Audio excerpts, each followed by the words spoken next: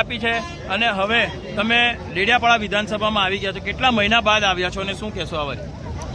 આજે મારે નામદાર ગુજરાત હાઈકોર્ટમાં જે આગલા કેસમાં મારે નર્મદા જિલ્લામાં પ્રવેશબંધીની શરતો હતી એને અપીલ કરી હતી અમે, ત્યારે આજે નામદાર ગુજરાત હાઈકોર્ટે મારી અરજીને ગ્રાહ્ય રાખીને મને મારા મત વિસ્તારમાં નર્મદા જિલ્લામાં પ્રવેશવાની મંજૂરી આપી છે। ત્યારે આજે મને મારા વિસ્તારના જનતાઓની વચ્ચે અને મારા પરિવાર, મારા ગામની વચ્ચે જ્યારે મારે પધારવાનું થયું છે ત્યારે મને ખૂબ જ આનંદ થયો છે। સાથે સાથે છેલ્લા 5.5 મહિનાથી હું મારા વિસ્તારમાં આવી નથી શક્યો, ત્યારે જનતાની માફી પણ માગીએ છીએ કે એમના સુખ દુઃખમાં હાજર નથી થયા, છતાંય પરિસ્થિતિને આધીન આજે સત્યની જીત થઈ છે। ત્યારે ફરી જનતાની વચ્ચે આવ્યો છું અને સત્ય પરેશાન થઈ શકે છે પણ સત્ય પરાજિત થતો નથી, એ જ હું આપના માધ્યમથી કહેવા માગું છું।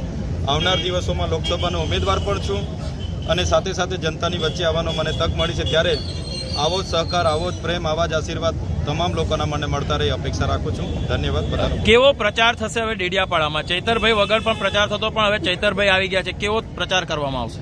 ડેડિયાપાડાની વિધાનસભાની જનતા એ મારો આખો પરિવાર છે અને મને દીકરા સમાન માને છે, ત્યારે આવનાર દિવસમાં દીકરાના સ્વરૂપે બધાને મળવાની કોશિશ કરીશું। સમય ઘણો ઓછો છે, છતાંય જેટલું પણ મને પહોંચાશે એ પ્રયત્ન અમારા રહેશે। ઘણા સમયથી હું આવા માટે પ્રયત્ન કરતો હતો, પણ કેટલીક ન્યાય પ્રણાલિકાના આધીન આવી નથી શકાતું, છતાંય આજે અમને જ્યારે તક મળી છે ત્યારે ચોક્કસ આવનાર દિવસોમાં તમામ લોકોની વચ્ચે જઈશું, એમના આશીર્વાદ લઈશું અને આગળ વધીશું। લોકસભા પ્રજા ખુદ ચૈતર વસાવા બનીને પ્રચાર કરતી હતી, શું ખાસ થશે? જે રીતે અમે ધારાસભ્ય ચૂંટાયા પછી લોકોની સુખ દુઃખમાં એમના કામો અમે કર્યા છે, ત્યારે જનતા ખરેખર અમારા પર આટલો વિશ્વાસ કરે છે, એ અમારા માટે બહુ મોટી વાત છે અને આવનાર દિવસોમાં એ લોકો બધા તૈયાર જ છે, છતાંય હું બધાને મળવાનો પ્રયત્ન કરીશ અને હજુ પણ વિશેષ બધા લોકો સમર્થન કરે અમારા પ્રયત્નો। ડેડિયાપાડાના લોકો ચૈતર વસાવાની માંગ કરતા હતા, હવે ચૈતર વસાવા આવી ગયા છે, કેવું રહેશે? મનસુખ વસાવા સામે પડકાર કેવા રહેશે? ભરૂચ લોકસભાની ચૂંટણી છે ત્યારે ડેડિયાપાડાના લોકો, ડેડિયાપાડા વિધાનસભાના તમામ લોકો અમારી સાથે છે।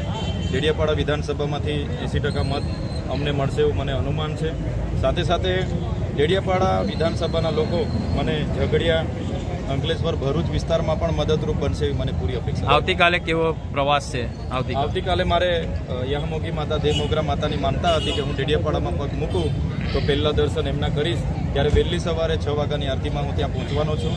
ત્યાંની આરતી પતાવીને 7 વાગે ડેડિયાપાડા આવીશું અને ડેડિયાપાડા 8 વાગે બિરસા મુંડાજીની પ્રતિમાને ફુલહાર કરીને અમે ભરૂચ જવા માટે રવાના થઈશું। ડેડિયાપાડામાં હવે પ્રચાર ક્યારથી શરૂ કરશો? ડેડિયાપાડામાં પ્રચાર 19-20 તારીખથી અમે સ્ટાર્ટ કરીશું।